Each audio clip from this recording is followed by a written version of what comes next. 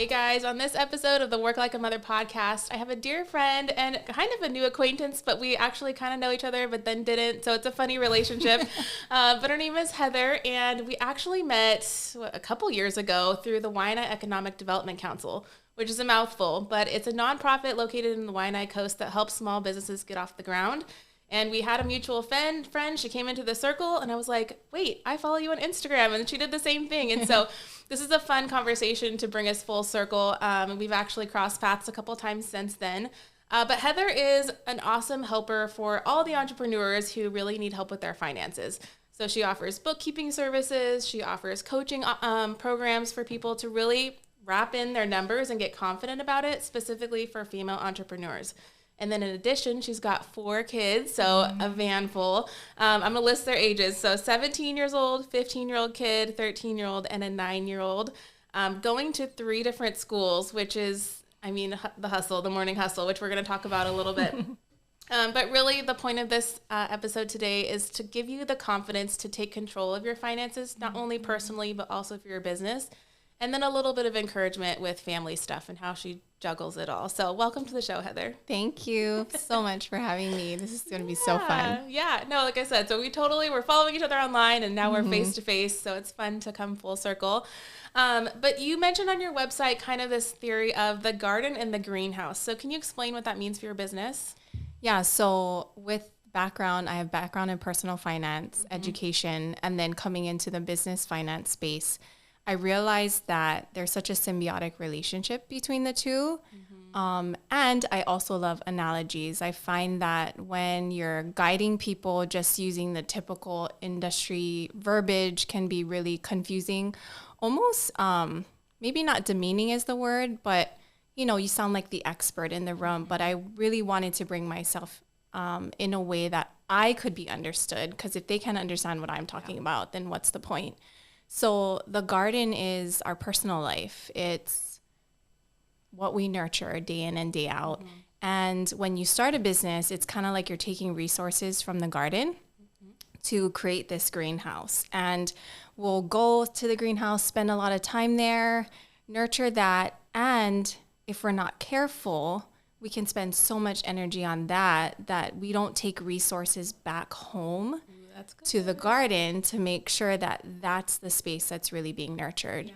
Because if you also think about a business and your personal finance, if things don't work out in your business, you could theoretically walk away from it, go back to a W-2 job, and that would be a victory either way. Yep. But can you walk away from your garden? Like, absolutely not. Like, you can't walk away from my hubby, my kids. Like, that is the most important. And probably one of the reasons why I created the greenhouse. So yeah, that's what that analogy and illustration is. I've got a beautiful imagery in my head now of like, oh wait, and then you have to like harvest the seeds from the greenhouse to replant your garden. Exactly. And it totally is a symbiotic relationship. That's so good. And both need daily watering, daily tending. Yes. You got to prune, like all the things. So good. Yes. Okay, so you started this business officially in 2020. Talk to me about the season of life you're in and why you made the transition, because I did the same thing in the same period, but I think for a little bit different reasons. Like, walk me through that. Yeah. I did not think I was going to be an entrepreneur. A lot of people I've listened to podcasts are like, I always knew I was an entrepreneur. In high school, I was selling Lihimoy gummy bears at school, but that wasn't me. I was the student wanting A's, follow the rules, stay in the box.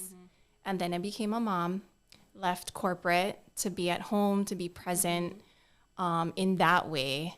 And I think entrepreneurship actually found me as a way for Heather to continue to be Heather, in addition to being a mom and a wife. Yeah.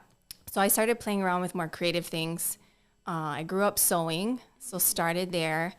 And then when the kids got into school age, I was like, okay, I have time, go for a job. Yep. Taught personal finances. But then my first W-2 going back was probably with our church and kids ministry. And even then, they were so wonderful, flexible. I could bring the kids with me to work, but I had to be there on Tuesday from 9 to 4. I had to be there on Saturday and Sunday. And so when COVID hit, everybody's home. everyone's on devices trying to get educated. I was like, Lord, I need a pivot. I don't think I'm employable. I need to be able to change where I'm at day to day. Yeah. And I heard bookkeeping. And as I shared with you, I feel like personal finances and business finances are super similar if you strip off all of that industry verbiage that can cause it to be confusing. Totally. And just started to take little steps of just maybe trust and obedience in what I heard and just keep going with that. Yes. And bookkeeping is a service that everybody needs, and we're just too proud to admit it. I think our ego is also like trying to hide all the disorganization. We're like, no one can see behind my underwear drawer, right? So you're one of those that I think is so personable, and you do a great job of getting those barriers down to really, truly help women where they're at. So it's so good. So I wanted to talk back to the 4 kids and their schedules. So you've got teenagers and then the 9-year-old. What is your weekly schedule at the moment? Kind of walk me through your morning routine that you shared with me before the show. What does that look like today?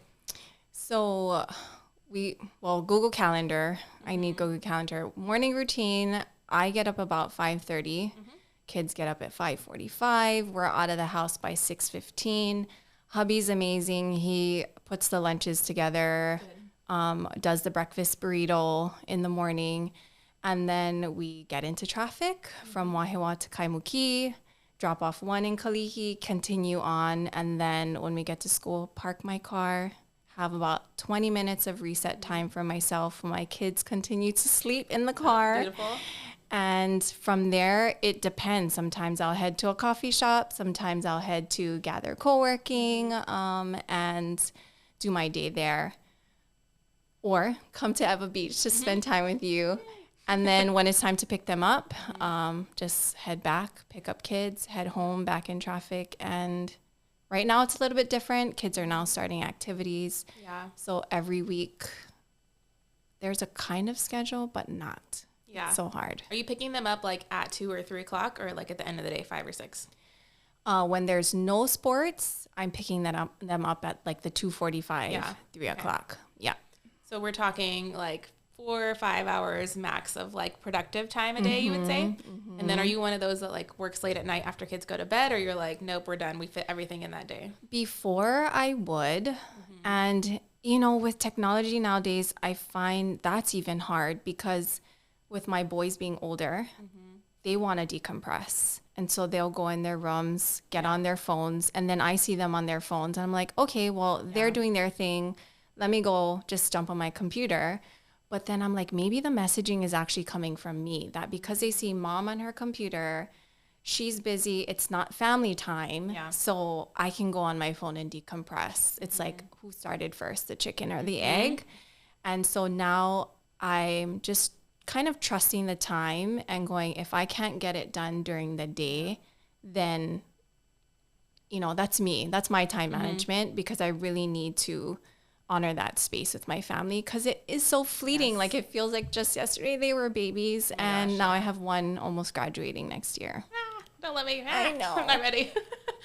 But I think it's such a good reminder too, and this is something that high productive moms really have locked in, is the power of those few hours. Like I used to call it nap time warrior. Yes. Like you just get as much done as you can in those 2 or 3 hours, and the rest you have to be flexible. There are the off times where like I might have a 6 p.m. Zoom meeting, and then sure, the kids are on a Zoom, but then right back to it. Nope, screen's off, mom's done, we're having dinner, and we're sitting at the table. Yes. And so I think as long as we're flexible and our kids get that, you're setting the right example that we're not just like working nonstop 24/7. There are set times for work time and screen time and all of that. That's a packed schedule with the commute. You've got a lot going on, and I know I'm probably going to have a season of that in our life too again in the future, but for now I'm enjoying the slowness that we have. Yes, enjoy the slowness. Yes. And you do the team tag with your husband, so there's no other way you could do this. You have to have that help. And then you have in-laws close by too, you mentioned, so you lean on them. That's great. Yeah, because I think otherwise we'd just be crazy people.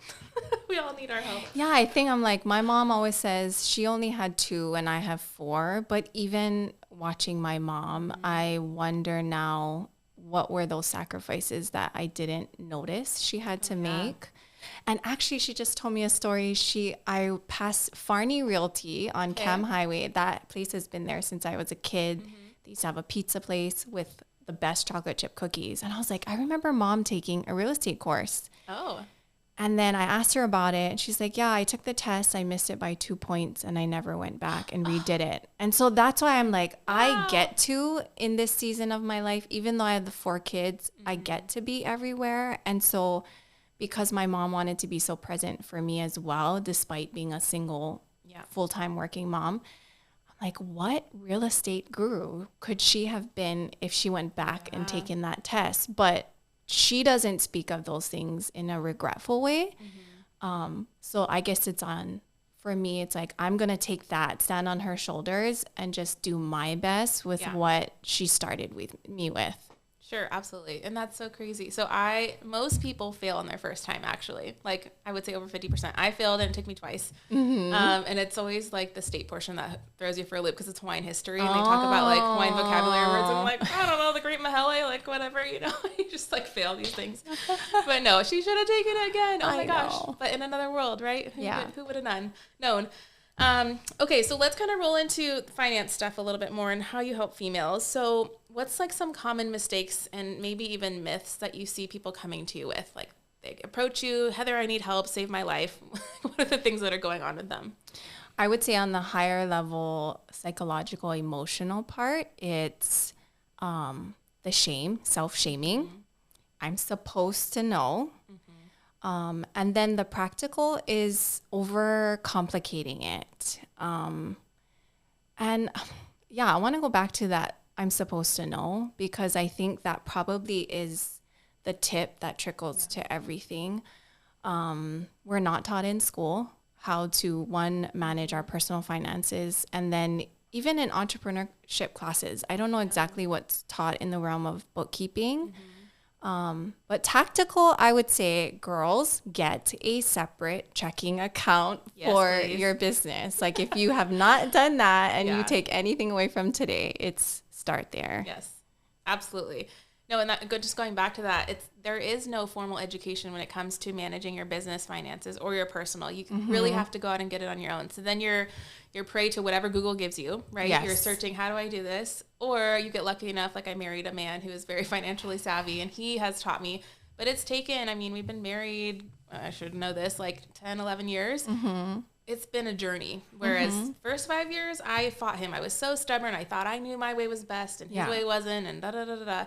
And just being the visionary, I also didn't want to look at it at all. Yes. Like I was totally negligent to organizing it. And so then tax season would come and it would be this huge explosion. But he was right all along. And there are simple financial principles that once you understand them, it kind of unlocks the next level of, okay, now we know the basics. Let's get a little bit more strategic. But the shame is absolutely real. The pride is real. The ego is real. Like all of it just gets layered on. And then before we know it, we haven't paid our taxes in 2 years. Or we're living month to month on paychecks, or on credit card debt. And there's just those basics. And so I think you do a really great job of just like, it's okay, come here. Like I'm your sister. Like let's help each other out. No, absolutely. For someone who's not money-minded, what's kind of like, how do you take someone through that where they're frazzled and fearful to clear about their goals? How do you get them to take that step to not just interested, but like, let's commit? Like what has to happen in that woman's mind? I think she needs to see her future self as herself. I read some statistic that a lot of times we have a hard time thinking about retirement, the future. Yeah, I'm 41, so my 60-year-old self, like really looking at her as a real person. I even do this imagery. If I were to think about my mom being that person, how would I want to prepare for her? What would I want to have set up? So, because you have to want it to be able to make the changes. The shame part, I have what's called your money story. Okay. So everyone, right, when we're born, we don't choose our parents. And also we don't choose our money story. You're born into a money story that has existed, like you talked about in your seasons, from probably the 1920s. Every generation before that has contributed to your money story. And finding out where they're at now, what does their money story look like? Because then from there, you can start to notice maybe the patterns or triggers that you have in response to money. And I'm seeing it even in my kids, not necessarily triggers, but you can be raised in the same house and one be a saver, one, be a spender. And so when they start managing their own money, how are they going to respond? What are what I call the value exchanges that they have? So just like a personal trainer, it's like I can't expect somebody to run 3 miles today if they haven't even gone walking for 20 minutes. And yeah, I think it starts there, really creating a safe space to understand what is your money story, what do you want for yourself? Even saying the word goal, sometimes like, what are your financial goals? Some people have been in survival mode for so long, they can't even like think about a goal. They're just like, I just want it to be better, and I don't know what that looks like. Yeah.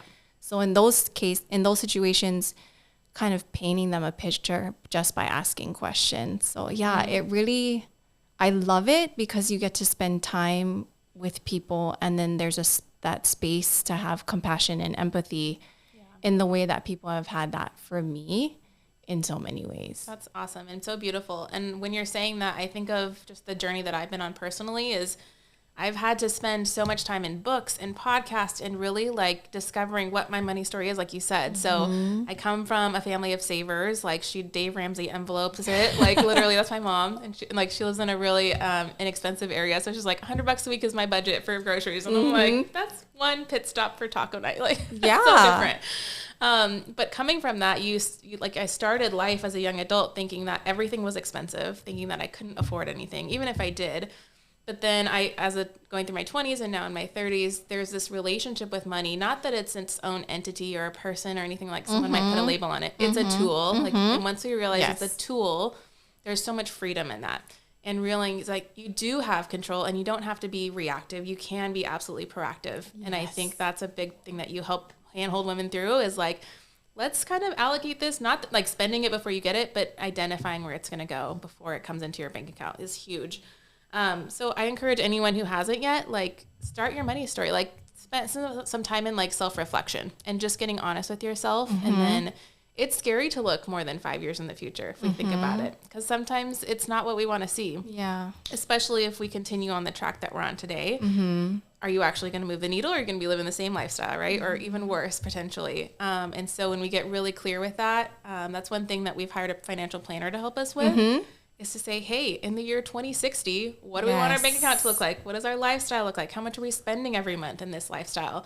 And it really starts to get real, and then you reverse engineer it. And it's very humbling if you're behind, but then it lights that fire under your butt to get super specific and to set those specific goals too.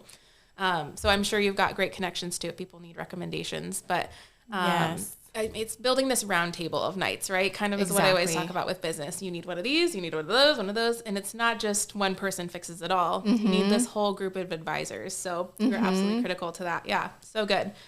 Okay, so let's talk about when someone is considering getting you to help them, or another bookkeeper, for example. What are some expectations you have on them so they can be like prepared to hire this person? I love that question. Somebody asked me this recently, and I was like, I'm sorry, I don't have space right now. Yeah. But so many times, whether we walk into a bank, whether we walk into a doctor's office, we view these people as the experts, and we somehow stop to trust ourselves.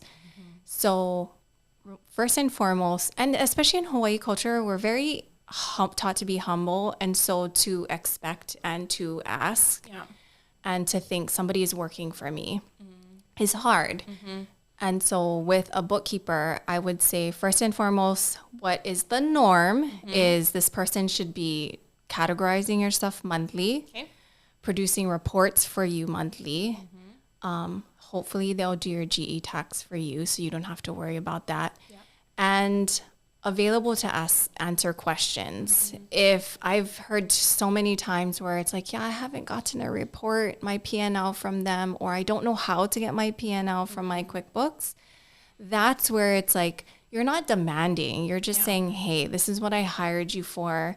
So I would say even in the interview, it's what I just said, ask them, do you do this, this, and this? Because if you don't know what's happening in your business, if you can't look at your profit and loss for last month, how are you going to make wise decisions for your business in the next month and the next quarter? So that is the bare minimum. There's advisory services that are included not every bookkeeper, I would say, is able to do that. And I love what you said earlier about your night. Oh my gosh. Round table of nights. Yes. That what is a CPA? What is a tax preparer? What is a bookkeeper?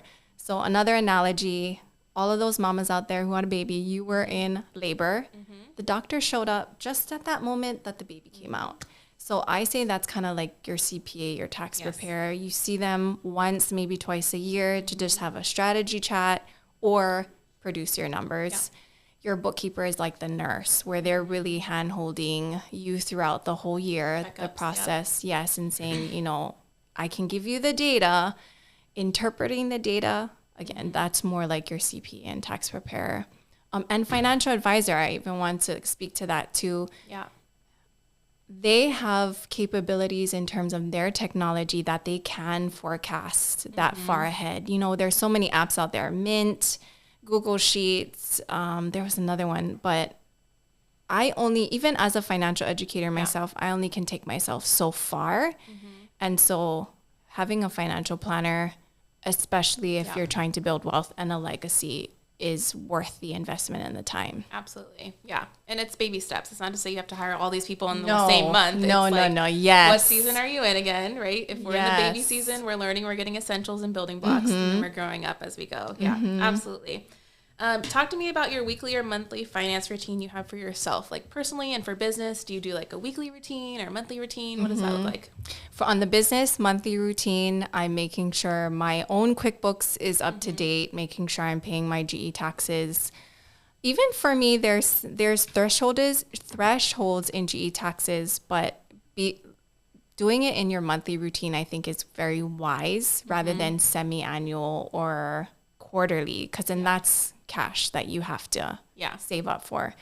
On my personal side, that one, I don't pay, it's maybe once a month, but what I pay the most attention to is what we call our variable expenses. That's the eating out, the groceries, the entertainment, because for most of us, we've analyzed our fixed expenses over and over, and most of them you can't flex. Your variable is what can make or break your goals.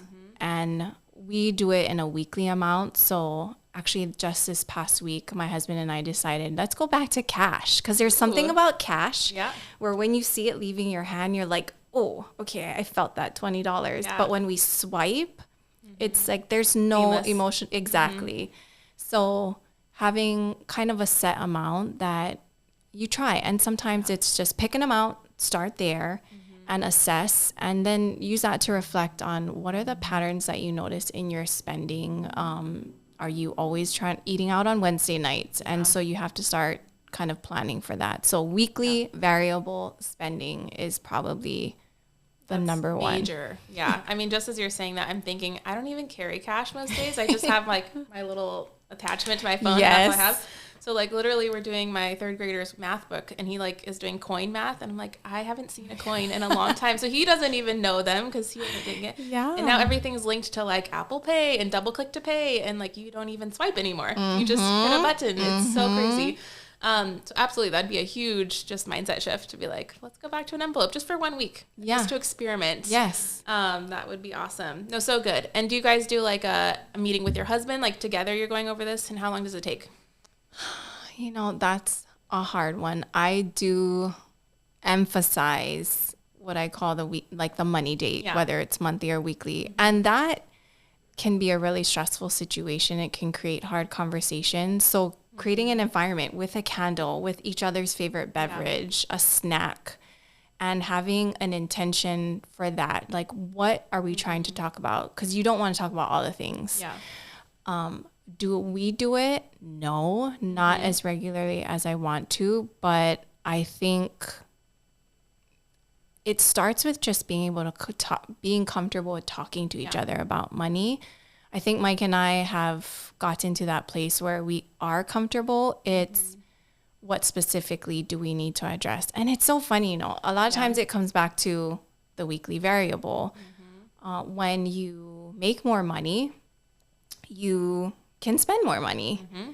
And if you're not aware, it's like that saying where if somebody looked at how your money was spent that month, whether it's school tuition or Costco or coffee, you can see your values in how you spend your money. So anytime Mike and I are blessed with more, it's a conversation about how do we divert it? Because we know we can definitely live on less. We've done the peanut butter jelly and the green Nature Valley granola bars every day for lunch in a season.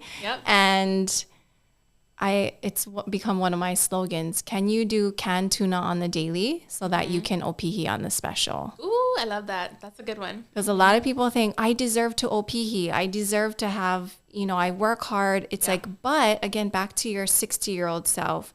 Are you making sure that during the monotonous times of the week, you are canned tuna-ing? Tuna and cracker, it's the best with a little bit sriracha on top. Canned tuna so that you can OPE in the future. Because if you don't, then you may be forced to can tuna in your 60s because you had all the OPE experiences when you were younger. Yeah, and it's just flexing that self-discipline muscle. You're not going to get anywhere unless it's a little bit hard, but not too strenuous, just enough to be like, oh, this is uncomfortable. We're going to do it because we see the goal. Yeah. And so that's one thing I always try to do when we have our money talks too, is like, instead of thinking in nickel diming and he said, she said, or like keeping score, it's this is the goal, remember? We wanted to go to Disneyland, so we need to put aside $300 this month in this bucket, right? Instead of like, what did you spend $500 on Target? Well, I already put the bucket away so we can spend over here. Like, just remember, perspective.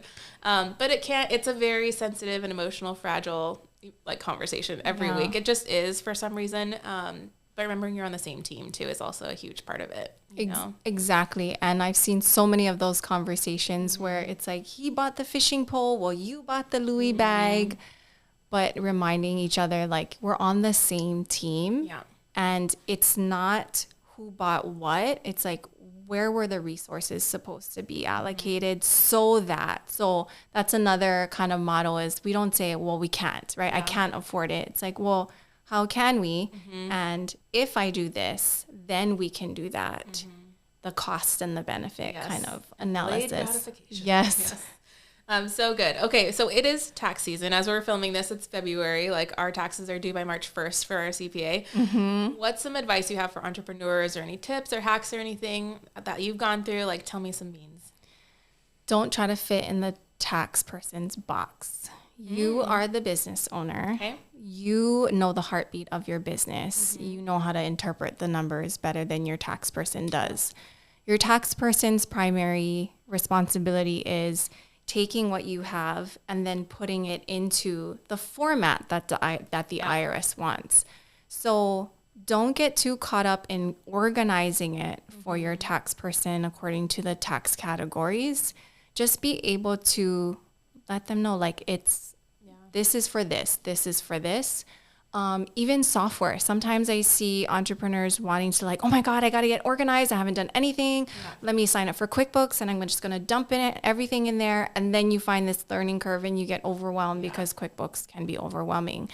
Something as simple as download your bank transactions. Again, back to if you have a separate account, download your bank transactions, do a quick categorization. And pivot tables. If you have not heard about pivot tables, they're amazing. A pivot table can take your bank download and create a profit and loss by just doing a pivot table. What is a pivot table? Oh my God. The pivot table is this magical. So imagine your bank downloads. Everybody imagine your bank download like right PDF, now, right? You got your date, your vendor amounts. Okay. So in your Google Sheets, you can have the date become just a month. So every January transaction has a 1. Then you have another column where you put your categories. And again, don't be like supplies and materials. Are you going to know what supplies and materials means? If not, put fabric or put ingredients. Then you just copy paste your categories by vendor, sort it by vendor. Okay. And then at the top, put your cursor, put your cell in A1, put it there. Insert pivot table. And the pivot table can take... It's like a drop-down menu thing? Like a insert drop-down pivot table? Insert pivot table. Okay. And it's going to ask you if you want to do it in a new sheet.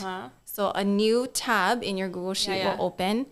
And ideally, you want to put category in the row and then amount in the value. Okay. And I actually have a mini, speaking of, I have a mini DIY course on how to do this to catch up. Okay.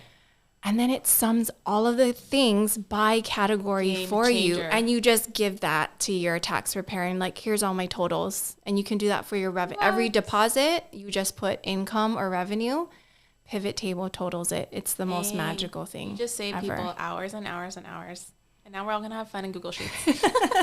Google Sheets is one of those things in Excel that I never had cared for. And so Ryan's my guru, and I'm like, figure out. And he like knows all the shortcuts and stuff. But that's a huge one. I've never even heard of that word or how to use it. So table. Okay.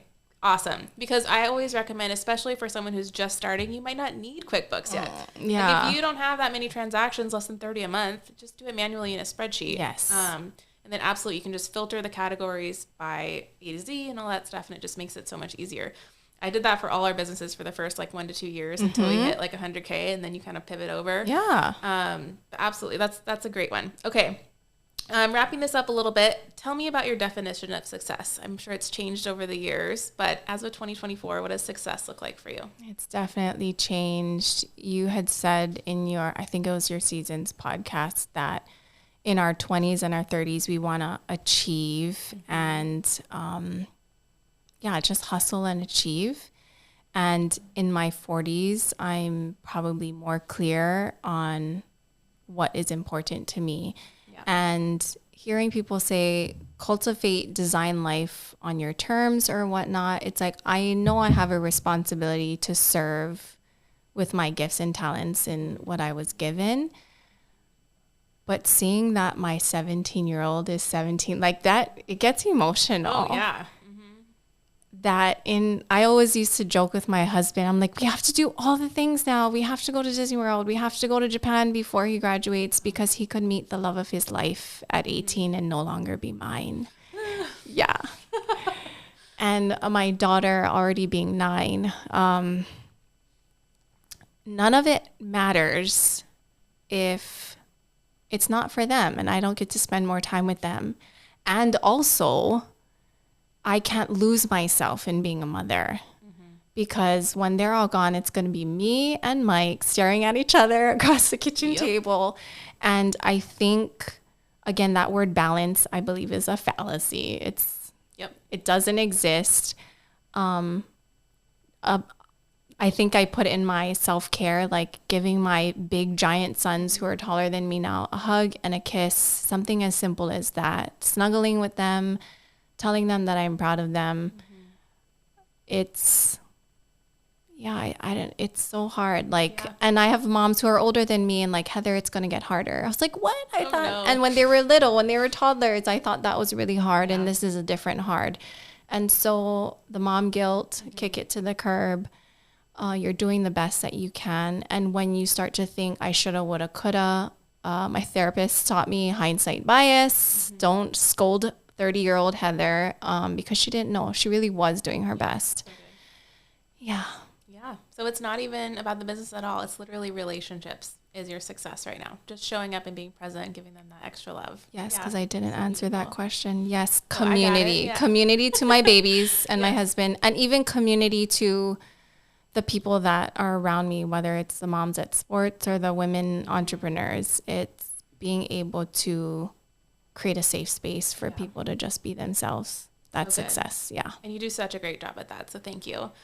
Well, wrapping it up, I mean, you have some things going on this year for people to join. So tell me about group coaching in 2024. What does that look like? How do they get involved? What are you going to offer? You know, online courses are like the buzzword right now. And I've thought about it, but Heather is not Heather to a computer. And so group education workshops, whether it's for a specific business that wants to provide it for their agents in a brokerage or nonprofit. I am Kanaka, and so really helping Kanaka with their mindset and understanding that, you know, we have to learn how to play in this Western strategy to elevate ourselves as a people. And so, I love being in person. I love doing this face to face. I get to move my body around instead of sitting in front of a computer.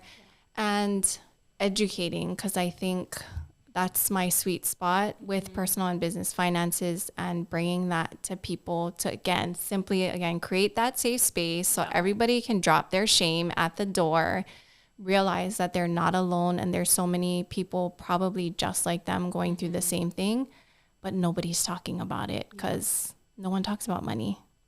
And we're all human, and we're all messing up, and it's all just a game. Yeah, online. no one has arrived in this money. No. I mean, maybe even Warren Buffett, Donald Trump, whoever that we look up to as gurus in the wealth building strategy, they probably are struggling through their own things too. So levels, new devils, absolutely. Levels, I love that. Yeah, so good. Okay, well, every episode we do a fun rapid fire at the end. So what's your Starbucks order? Ooh, so the cheap order is a budget one. Double shot. It's the iced doppio ice. Okay. 2 pumps of white mocha and a splash of whatever milk. Right now I'm in the MacNut milk world. And so that's the cheapest. But if I'm feeling hot, I just go straight for a tall blonde roast. Okay. Yeah. Yeah. Good. What do you make for dinner if it's last minute? There's always ground turkey in my freezer. So either be curry, ground turkey curry, chili. You just like dump it in a pot and go. Like 45 or Jonah's favorite is tuna rice and nori. That's another. That's my kids, Yeah. Canned tuna, rice, curry and nori. Oh, awesome. Okay. Yes. What's your favorite go-to department of Target? Oh gosh, Hearth and Hand. Oh yeah, just home stuff. It's a great place to window shop because I do value having that beautiful, cozy home. As I know you are an expert in this with home staging, and I've realized that having homes like this sometimes creates an unrealistic expectation for my kids. So I'll go to Hearth and Hand and those home areas and dream and be like, oh, that's cute, and then I leave without too much stuff in my cart. Good. You have good discipline. Yeah. I need to go shopping with you.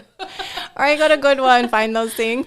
Exactly. No, you can get inspiration and then go to Savers or Goodwill and be like, ooh, I can replicate this. Absolutely. Yeah. Okay. But name a book or a podcast you'd recommend to the audience and why? Right now I'm on Mel Robbins. And I hadn't actually listened to her. A sweet friend, I kind of gave it to the girls one day in the sales mastermind. I'm like, guys, why can't you sell your product? Yeah. You spend all this time, you're taking time away from your babies, your husband, yourself, and then you're not going to sell it when it's time to sell. And she was like, wow, you're like our own resident Mel Robbins. And I was like, okay, I know who that is. So I received that. So I'm like, I've never really actually listened to her podcast. And so I think it's pretty amazing. I'm starting to wonder if I have ADD based on her podcast, the squirrel moments. But yeah, right now it's Mel Robbins. Okay, awesome. No, she's super inspirational and just good. She has so many good sound bites, I feel like, of just advice. Absolutely. TikTok or Instagram? Instagram. Okay. And where can listeners find you online? What's your Instagram handle? Her Hands Create. And then I also started Your Garden and Greenhouse, where that's going to house more of the financial tips and tricks. Okay. Her Hands Create, I don't know what it's going to evolve into, but yeah, I've decided to separate the two. Yeah, no, so good. And we'll make sure to have all the links in the show notes and everything so people can find you online and reach out via DMs. It's going to be so good. And funny that you said, like, you have to sell yourself. Absolutely. And I even suck at this. So for everyone listening and watching online, we are building an email list specifically for the podcast now. So if you're interested to get more behind the scenes, it's going to be a little bit more personal. We're going to talk farm life. We're going to talk homeschool. We're going to talk business too. But I think just a little bit more about me and the things that I have going on separate from my real estate email. So that's going to be in the link below to sign up too. But thank you so much for being here. Thank you, my love. Such a good one. And I really think that people will take a lot from this one. Thank you so much for having me. All right. That's a wrap. Thank you.